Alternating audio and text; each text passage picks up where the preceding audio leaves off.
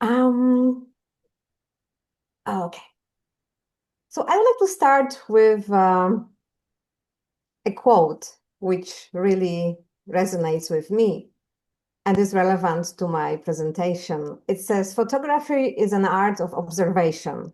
It's about finding something interesting in an ordinary place. And this project, Wissahickon Reflections, is the result of 3 years of observing the same stretch of Wissahickon Valley, mostly along Forbidden Drive, and letting that ordinary place reveal its extraordinary alternate world. The project was part of the 2024 Friends of the Wissahickon Centennial Celebration, and it culminated in exhibitions at the William Jeanes Memorial Library in Lafayette Hill and the Barbara Crawford Gallery at Springside Chestnut Hill Academy in Chestnut Hill. The show was entitled Visions of the Wissahickon, and I shared my photo with over there along other local artists who also find Wissahickon Valley their muse, I would say. Today, I'd love to take you into the world of reflections. Those are moments where water becomes a mirror, a painting, and sometimes an entirely different reality. I'd like to show you not the literal Wissahickon, but the reflected one. A world that exists only for a moment on the moving surface of water. In that alternate world appears when you stop looking at the water and start looking into it. Let me also mention a few inspirations for this project. I draw inspiration from photographers like Ernst Haas, Saul Leiter, André Kertész, and Minor White, among others. Those are the artists who taught us that color and reflection can be poetic tools, not just descriptive ones. Let's begin with how this project started, simply by walking. These are early autumn scenes that you see on the slide. And let me start here with the environment itself. I walk this trail very often. I can say that almost every day. And autumn is where the project began, because the light becomes, I would say, sculptural, crisp, directional, and full of contrast. I'm starting the presentation with those two straightforward scenes, not reflections as such yet, because it is the environment that shaped the whole project. Autumn here is extraordinary, and if you had a chance, you'll probably agree with me, the dynamic range is wide, the color palette is saturated, and the air is crisp enough to give incredible clarity. Fall is the season that first pulled me into working with reflections. On the left-hand side, you see the photo of the Thomas Mill covered bridge, and it is in full autumn palette. It's a classic scene, but what drew me was the mirror-like clarity of the water, where the red bridge becomes almost a second landscape.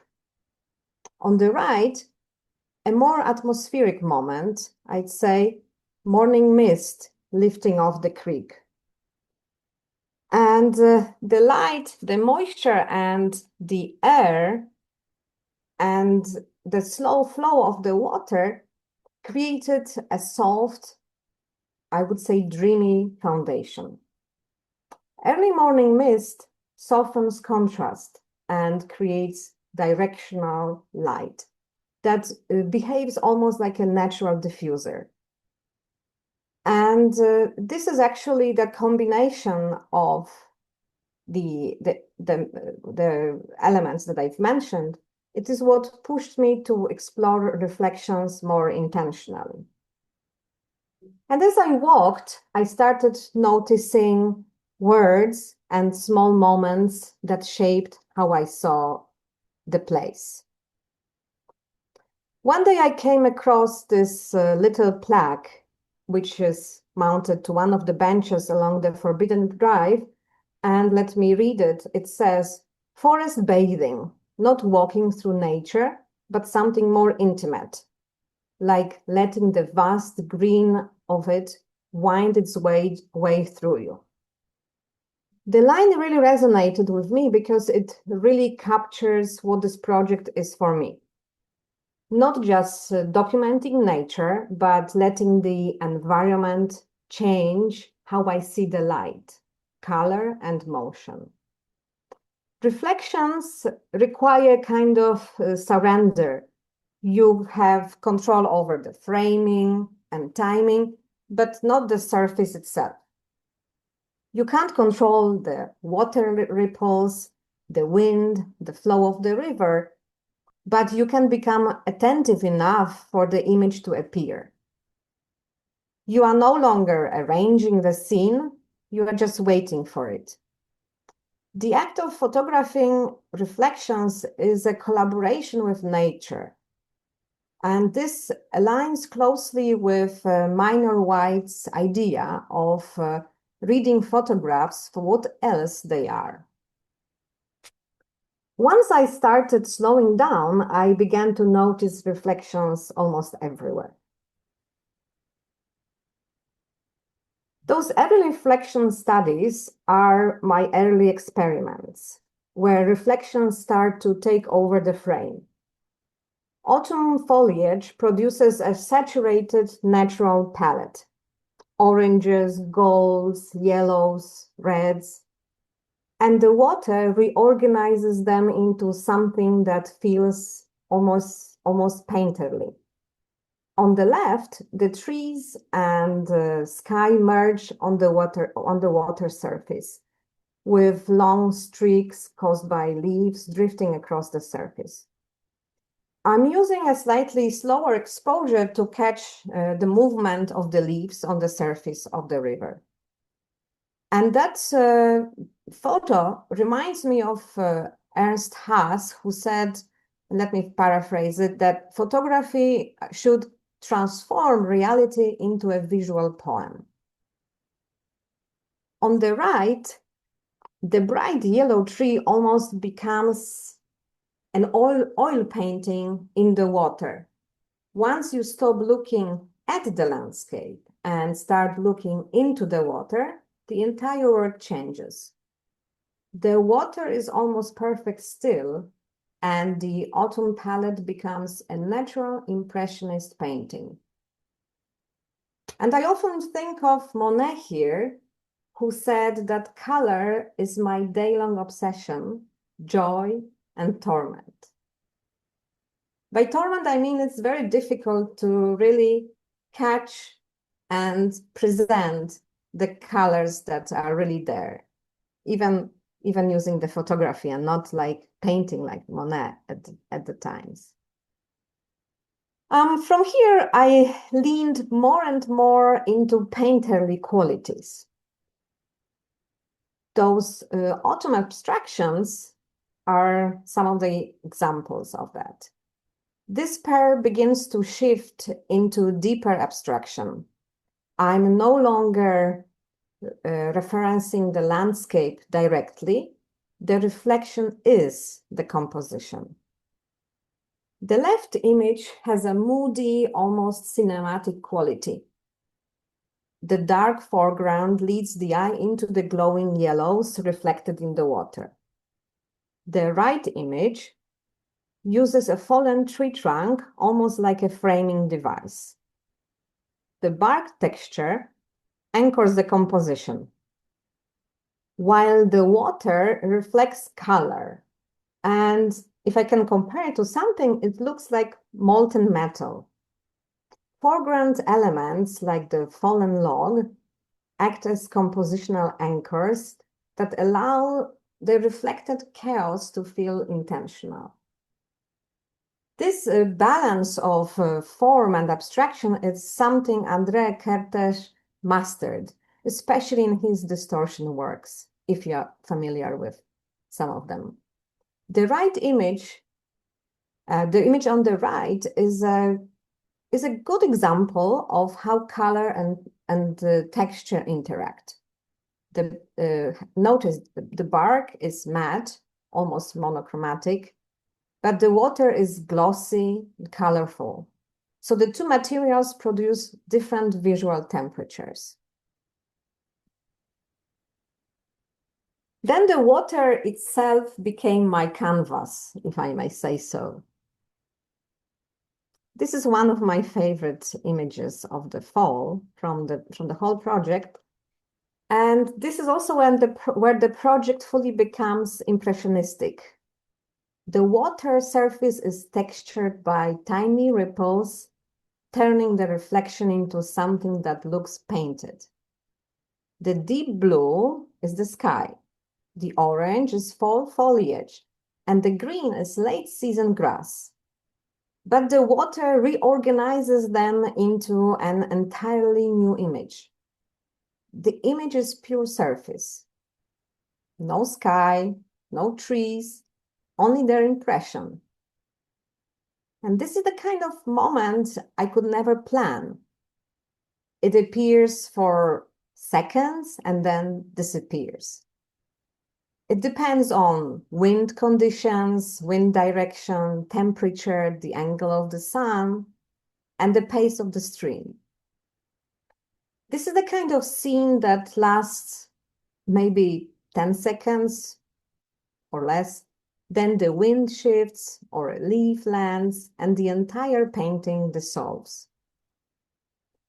It's that moment that reminded me of Gary Winogrand quote, and then he says, a photograph should be more interesting than the thing photographed.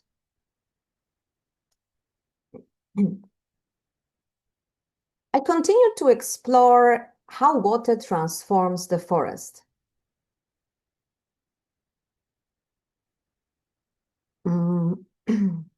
And you can see two vertical reflection.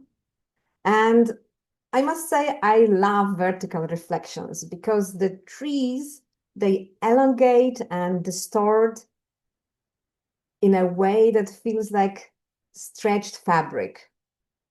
On both images, notice how removing the horizon destroys the viewer's sense of orientation. This is intentional.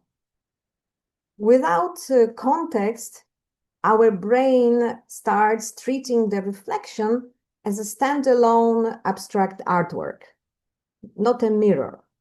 And that was my intention. And it's also that also aligns with Saul Leiter's approach, where we think we let the reflection, distortion, and color become the subject rather than the literal scene.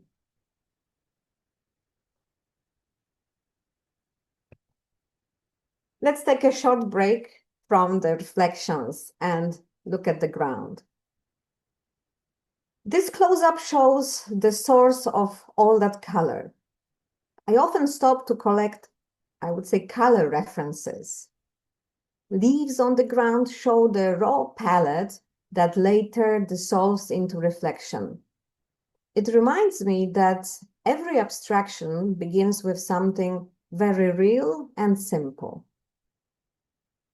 As fall faded, winter opened an entirely new chapter.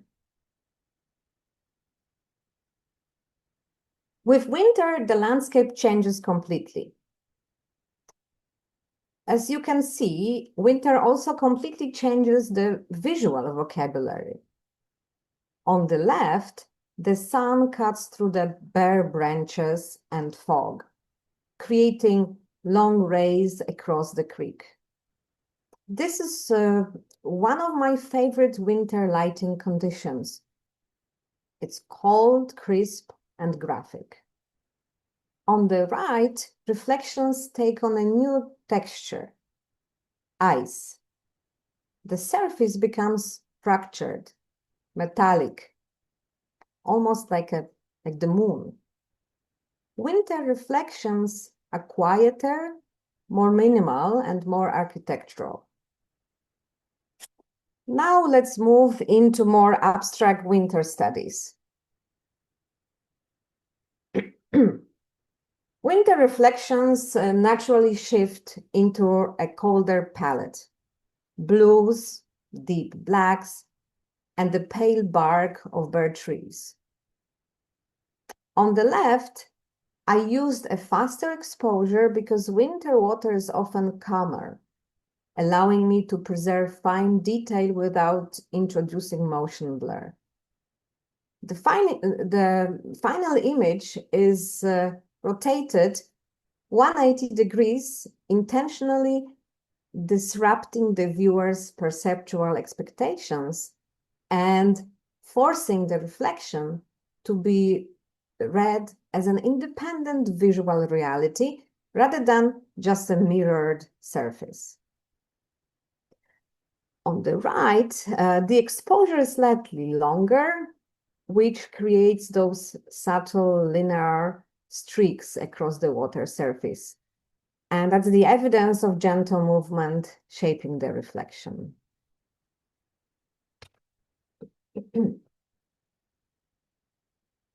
Those two images are really studies of motion. As Sebastian Smee said, photography is recording of strangeness and beauty with beguiling precision. These images sit exactly in that territory. Also, I often think of Ernst Haas here, his ability to turn movement into color and gesture was very much in my mind when making these photographs. On the left, a natural vortex forms in the creek. And that's a perfect subject for long exposure because the rotation reveals itself as a painterly swirl. There is something about this image, the rotation, the luminous arcs, that reminds me of Van Gogh's Starry Night. The same sense of movement becoming light. On the right-hand side, the image comes from a shallow stream with low water flow. I've rotated it 90 degrees to the right, if you can put your head like this, which makes the small cascades read as vertical streaks. The slightly longer exposure stretches the water into these ghost-like forms, emphasizing direction and rhythm rather than the detail.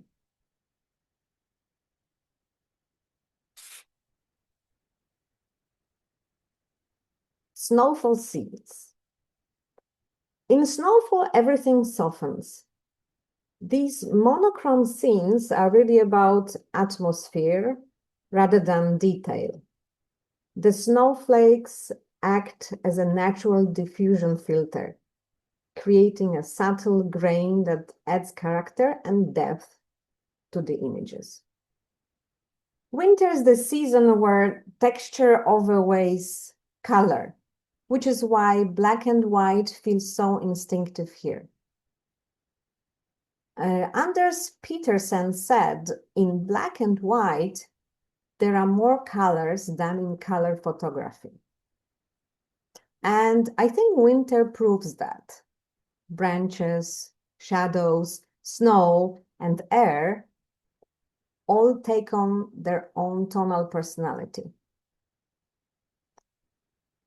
And there's another quote by George Eastman, which says, light makes photography. Embrace light, admire it, love it. This quotation is especially true in winter. With the palette reduced, light becomes the entire vocabulary. The monochrome structure of winter reflects this mindset perfectly.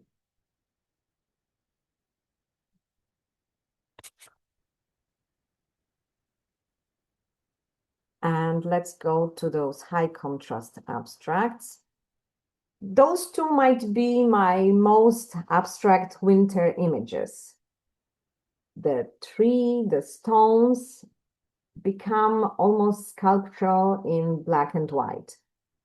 And the texture of snow acts like a spotlight, revealing form and structure in unexpected ways.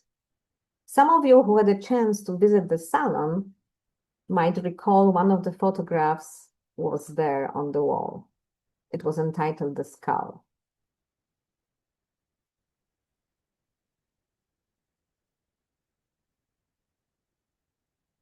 All right. The ice on the left works like a natural prism, refracting the forest through broken geometry.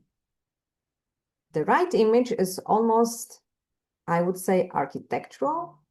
The path, the tall silhouettes of trees, and the angle of the winter sun create a cathedral-like space. The right image is one of my favorite of not a simple reflections. And this is where photography and drawing intersect.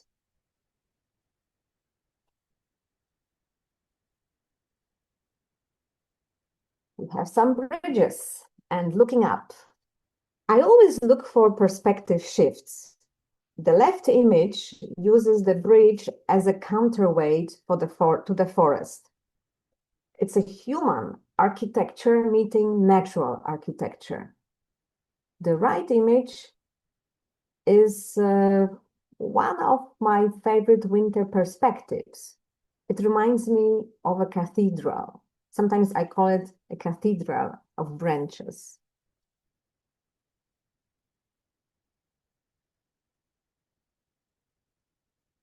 The frozen waterfall. This long exposure creates the illusion of, I would say, smoke or fabric. When water flows down under winter temperatures, long exposure reveals its internal structure, the way it folds, flows, and breaks apart.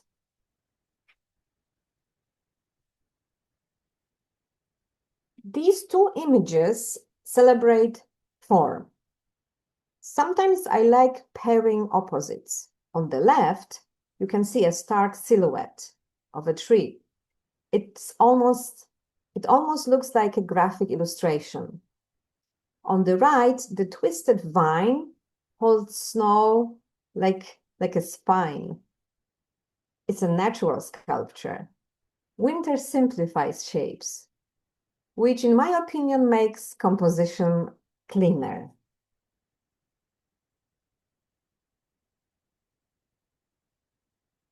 And now we are returning to structures, returning to bridges. The stone bridge and the covered bridge. Winter flattens color, but the red bridge still insists on being seen. Its reflection becomes the only strong hue in otherwise monochrome palette. And I love how winter quiets the world enough that even a splash of red feels monumental.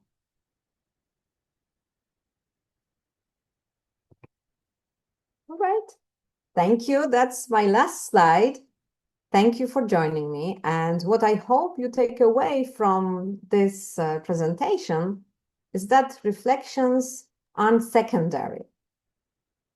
They are an entirely alternate reality, a constantly shifting canvas.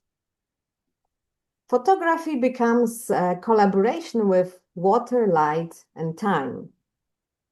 This entire project is really a collaboration between, I can say, myself and the river, a conversation conducted in color, texture, and fleeting moments. The world of reflections is always there, but only for a moment.